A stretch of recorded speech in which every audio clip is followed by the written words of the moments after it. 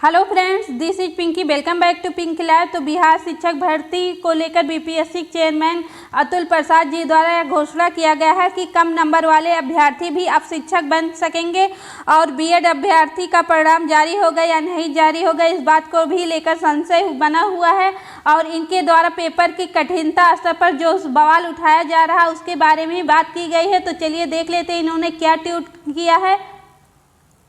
तो देखिए यहाँ पे इन्होंने ट्वीट किया है, paper are set by subject expert, their wisdom can not be doubted, so TRE candidate who are disturb by the tough easy standard of their paper must note that it relative performance that matters. यानी कि इन्होंने कहा है कि जो paper का set किया गया है वो सब्जेक्ट एक्सपर्ट द्वारा सेट किया गया है, इसलिए उनकी बुद्धिमत्ता पर कोई भी डाउट नहीं कर सकता है। और जो प्राथमिक शिक्षक के अभ्यर्थी हैं जो ये इस बात को लेकर डिस्टर्ब हैं कि पेपर टफ है या इजी है, ये इनके जो है रिलेटिव परफॉर्मेंस के मैटर पर निर्भर करता है। यानी कि अगर पेपर का स्तर कठिन लेवल का होगा तो वो सभी के लिए कठिन होगा और इस पर आपकी कट ऑफ न्यूनतम जाएगी, और यदि आपका पेपर इजी होगा तो वो सभी के लिए ही इजी होगा, तो आपका कट ऑफ जो होगा हाई लेवल का जाएगा।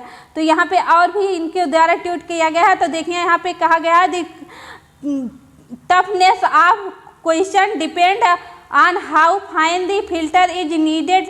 यानी कि जो आपके क्वेश्चन का टफनेस होगा वो ये इस पर निर्भर करेगा कितना रूप से फिल्टर किया जा रहा है, फिल्टर की आवश्यकता है। Larger the candidate vacancy ratio find the filter should be, this is what happened in TRE. मतलब कि ये है कि अधिक संख्या में यदि विद्यार्थियों ने आवेदन किया है तो और उसकी जो आपका वैकेंसी रेशियो है इस पर फिल्टर किया जाएगा। यदि आपकी वैकेंसी अधिक है और आपका पेपर का क्वेश्चन टफनेस है तो उसी के आधार पर इसमें फिल्टर किया जाएगा। तो यही बात इसमें कही गई है। देखिए यहाँ पे भी कहा गया, in many 9 and 12 paper candidate will get selected if not disqualified, but this is not in the case in primary. यानी कि इन्होंने 9 से 12 के पेपर के लिए कहा गया है कि अगर इसमें जो कैंडिडेट डिसक्वालिफाइड नहीं है वो समझ लो सिलेक्टेड है, लेकिन ऐसा प्राइमरी के लेवल में नहीं है। प्राइमरी के लेवल में मेरिट बनाई जाएगी और उसी के आधार पर सिलेक्शन किया जाएगा। इसमें अगर आपने 9 और से लेकर 12 यानी कि माध्यमिक और उच्च माध्यमिक वाले पेपर में अगर आपने अपने जो क्वालिफाई नंबर है उस नंबर तक पाते हैं और आप डिसक्वालिफाइड नहीं है तो आपका सिलेक्शन समझ लीजिए पक्का है। यहाँ पे यही बात कही गई। देख लिए ये यहाँ पे कहा गया है, प्रश्नों की कठिनता इस बात पर निर्भर करती है कि फिल्टरिंग की कितनी आवश्यकता है। यानी कि आपकी जो वैकेंसी होगी और अभ्यर्थियों के द्वारा जितना आवेदन किया गया है उन्हीं के आधार पर आपका फिल्टर किया जाएगा। उम्मीदवार रिक्त अनुपात जितना बड़ा होगा फिल्टर उतना ही महीन होगा। यानी कि जितने भी अधिक अभ्यर्थी आपके आवेदन किए हुए हैं उसी के आधार पर आपका फिल्टर किया जाएगा। टीआरई में यही नियम लागू होगा, लेकिन 9 से 12 पेपर में अयोग्य न होने पर भी, यानी कि अगर वो अपने न्यूनतम कटऑफ जो है न्यूनतम कटऑफ भी पाते हैं तो वो अब समझ लीजिए सिलेक्टेड है, लेकिन प्राइमरी में ऐसा नहीं होगा। यहाँ पे देखिए भी ये भी कहा गया है, TRE result will be declared in phase starting with 11, 12, 9, 10 and then primary. यानी कि पहले आपका 11 से 12 वाले उच्च माध्यमिक स्तर का पेपर आपका जो होगा वो पहले डिक्लेयर किया जाएगा उसका रिजल्ट, फिर उसके बाद 9 से 10 वाले का रिजल्ट डिक्लेयर किया जाएगा, फिर बाद में आपका प्राइमरी लेवल का रिजल्ट डिक्लेयर किया जाएगा। उसके यहाँ पे ये कहा गया, ऑल 9 से 12 candidate should be ready for document verification which is going to start very soon। जो 9 से 10, 12 के कैंडिडेट हैं यानी कि माध्यमिक और उच्च माध्यमिक के कैंडिडेट हो वो अपने डॉक्यूमेंट वेरिफिकेशन के लिए रेडी रहें, यहाँ पे बताया गया है, क्योंकि ये बहुत ही जल्द स्टार्ट होने वाला है, यही कहा गई है इसमें। तो देखिए यहाँ पे आगे भी न्यूज कटिंग लिया गया है। बीपीएससी शिक्षक नियुक्त परीक्षा शनिवार को समाप्त हो गई। 1 से 5वीं कक्षा माध्यमिक और उच्च माध्यमिक रिजल्ट सितंबर के अंतिम सप्ताह में जारी हो जाएगा। यानी कि आपका रिजल्ट जो है माध्यमिक का, उच्च माध्यमिक का सारे रिजल्ट आपका सितंबर के अंतिम सप्ताह में जारी हो जाएगा। आपका 5वीं यानी कि 1 से 5वीं तक जो प्राइमरी लेवल का उसका रिजल्ट भी आपका सितंबर के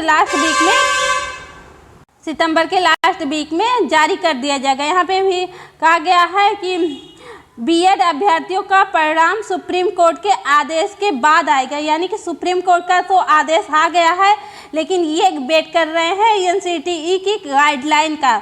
तो जब तक एनसीटीई की गाइडलाइन नहीं आती है उसी के आधार पर ये अपना बीएड के अभ्यर्थियों का परिणाम जारी करेंगे जब उनका एनसीटीई की गाइडलाइन आ जाएगी। यहाँ पे दिया गया अंतिम दिन शनिवार में को पहली पाली में माध्यमिक और दूसरी में उच्च माध्यमिक की परीक्षा हुई।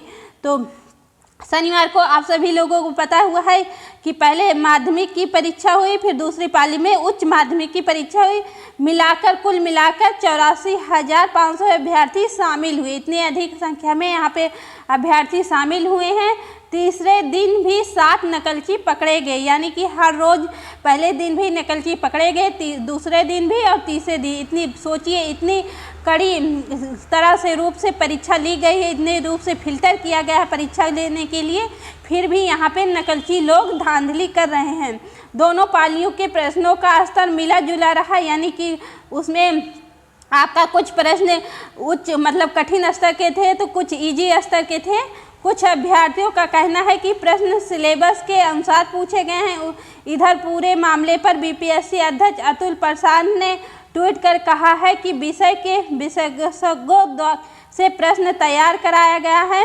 यह सिलेबस के अनुरूप था। तीनों दिनों ही परीक्षा में कुल 43 नकलचियों को पकड़ा गया है। इसमें से 16 के खिलाफ कार्रवाई की गई जिनका बायोमेट्रिक डेटा बेमेल पाया गया। यानी कि वो दूसरी की जगह परीक्षा देने आए थे, तो इसीलिए पकड़ा गया है नकलचियों को।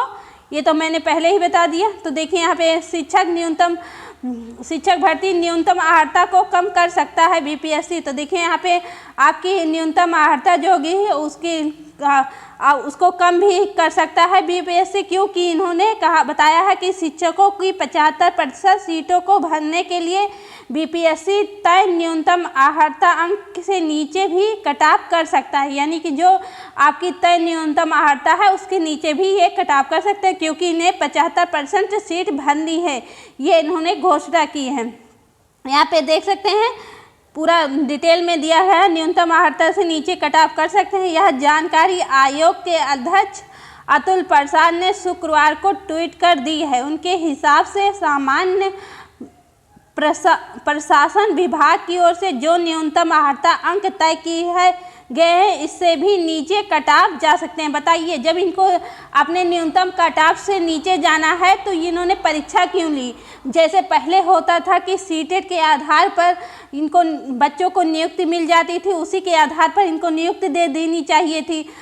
और जब ये पहले से ही तय कर चुके हैं कि 75% सीटों को इनको भरना है, तो इतनी कठिन स्तर का पेपर सेट करने की क्या ज़रूरत थी? ये बात, दोनों ही बातों में इनके विरोधाभास शामिल होता नज़र आ रहा है। तो एक तरफ ये कह रहे हैं कि मुझे जो है एक योग्य शिक्षक चाहिए, यानी कि शिक्षकों की योग्यता के साथ कोई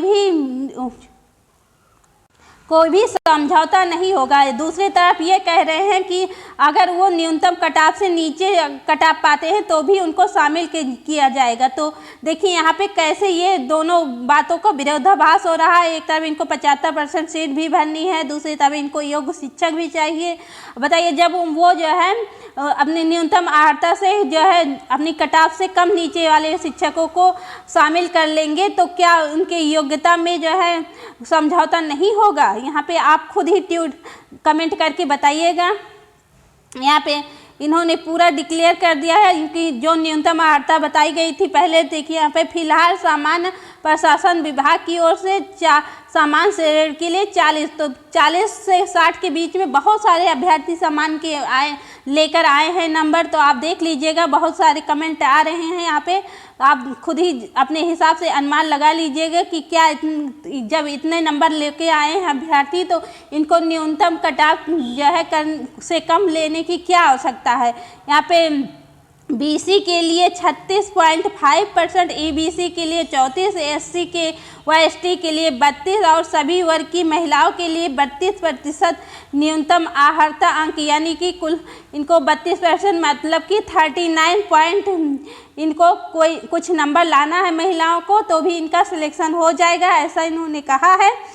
तो अगर इस कट ऑफ से नीचे कट ऑफ लेकर आते हैं और इनको 75% सीट भरनी है और नहीं सीट भर पाती है, तो इस कट ऑफ जो दिया गया है यहाँ पे 40, 34, 36.5, इससे भी नीचे ये जा सकते हैं। इसलिए क्यों ज़रूरत है न्यूनतम कट ऑफ के लिए, यहाँ पे बताया गया है, इसलिए ज़रूरत है गुरुवार को हुई परीक्षा में जिस तरह के प्रश्न पूछे गए हैं उसके हिसाब से सीटें खाली रहने की जो बातें सामने आ रही थी, अब न्यूनतम आहर्ता अंक कम होने से सीट खाली नहीं रहेगी।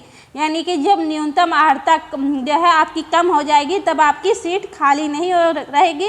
बीपीएससी की ओर से चल रही भर्ती में प्राथमिक स्कूलों के लिए शिक्षकों को 79,943 पद, वहीं माध्यमिक के लिए 32,916 और उच्च माध्यमिक के लिए 57,602 पद यहाँ पे शामिल किया गया था। ये तो सभी आपको लोगों को पता ही है।